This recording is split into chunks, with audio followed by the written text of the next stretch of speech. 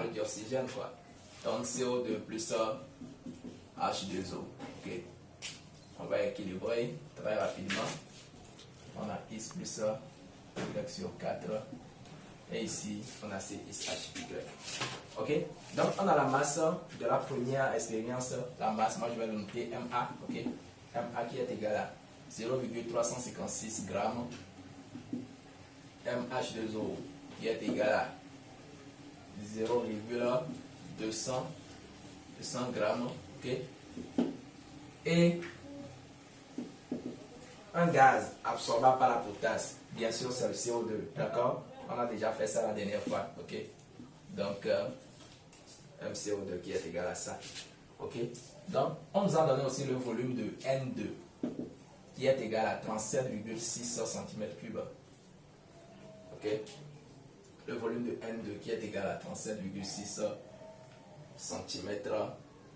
Le volume molaire qui est égal à 24,6 grammes par mol. Ok?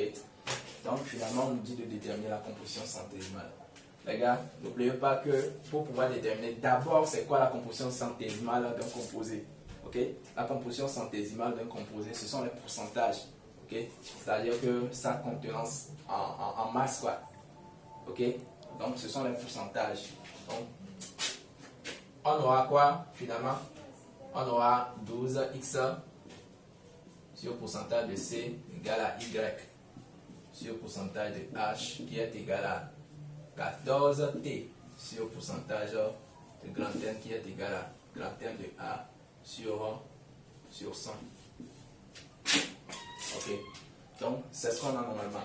Mais pour pouvoir déterminer le pourcentage, vous allez remarquer qu'on ne connaît pas les X, les Y et les T.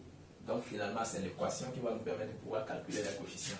D'accord? Donc on y va très rapidement. Avec l'équation, on pourrait l'exploiter. Là, on pourrait passer par la méthode des équations pour pouvoir déterminer ça. Donc on aura NA sur 1 qui est égal à N2 O2 sur X plus Y sur 4 qui est égal à N2 CO2 sur X qui est égal à N2 H2O sur Y sur 2. Ok? Donc d'après la méthode qu'on avait utilisée la dernière fois, on pouvait l'utiliser encore une fois pour pouvoir calculer le X. Ok? Mais il s'est fait une chose, on ne connaît pas la masse molaire. Ok? Donc qu'est-ce qui va nous permettre de pouvoir déterminer la masse molaire? Eh bien c'est la deuxième expérience, oui, le deuxième expérience, ok? Et qui nous dit que la décomposition de ce composé qui a pour masse MA' égale à 0,237, je crois. Ouais. 0,237 grammes va libérer P de N2 qui est égal à 37,6 cm3. Ok? Donc avec cette régression, on pourrait très rapidement calculer ça. Mais il faut poser une condition. Ok? Donc, en supposant que N de A égale à N de grand N de 2. Ok? C'est-à-dire que la réaction se fait dans les proportions stoichiométriques et de manière équimolaire en supposant ça. Alors, on aura forcément M de A', et ici c'est prime, sur grand N de A sera égal à quoi? V de N2 sur V1. Ce qui implique qu'on aura grand N de A qui est égal à MA' fois BM sur V de N2. Ok? Donc, l'application numérique nous donnera le MA' en question, c'est 0,237 fois le volume molaire 24,6 sur. Ici, on doit forcément, comment il va dire ça? On doit forcément convertir celui-là. Ok? Parce que remarquez que le volume molaire, il est en quoi? En mol par litre. Pardon, ici, c'est mol par litre. Le volume molaire est en mol par litre. Ok? En mol par litre, en mol par litre. En litres par mol plutôt. C'est en litres par mol. En litres par mol. Ok. Donc forcément, pour pouvoir simplifier les trucs pour obtenir le gramme par mol, il faut forcément convertir celui-là en litres. Ok. Donc on aura quelque chose comme 37,6 de puissance moins 3. Ok. Donc si on calcule bien, on aura grand terme de A égale à 155,058 grammes par mol. Ok, donc on aura quelque chose comme ça. C'est bon. Maintenant qu'on connaît la masse molaire, alors c'est très facile pour nous pour pouvoir déterminer les trucs. Hein? Donc on n'aura qu'à poser les rapports pour pouvoir déterminer très facilement et de manière aisée nos coefficients. Ok, donc on aura quoi? N de CO2 sur N de A, ce qui implique que X serait égal à quoi? M de CO2 sur grand terme de CO2 fois grand terme de A sur petit terme de A. Ok.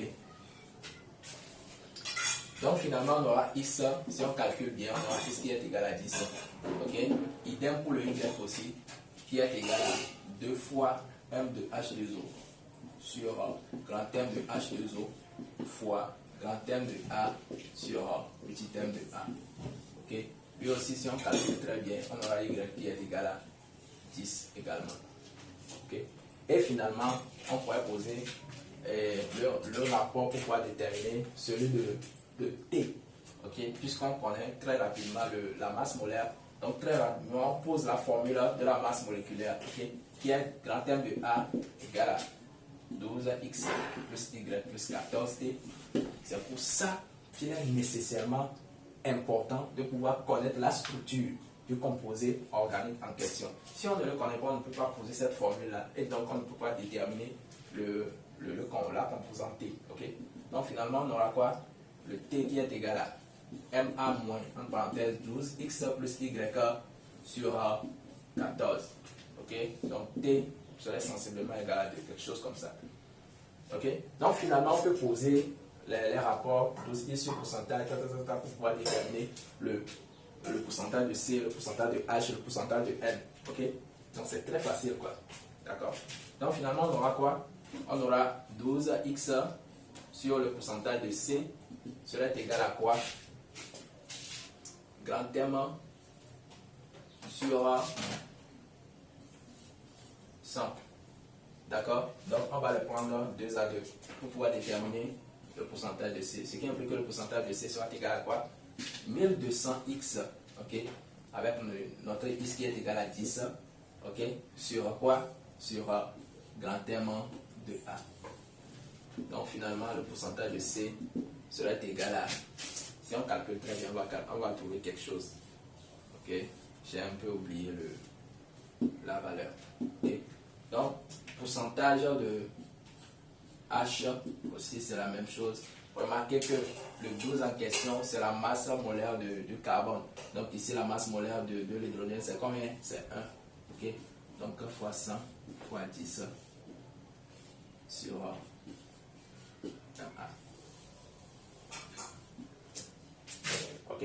Donc lui aussi, si on calcule bien, on aura un pourcentage de H. Ok. Et finalement, le pourcentage de N. Si on veut, on peut utiliser cette vieille méthode-là pour pouvoir le déterminer. Okay. Et voilà, c'est fini pour cette série d'exercices. On va passer à l'autre. Okay.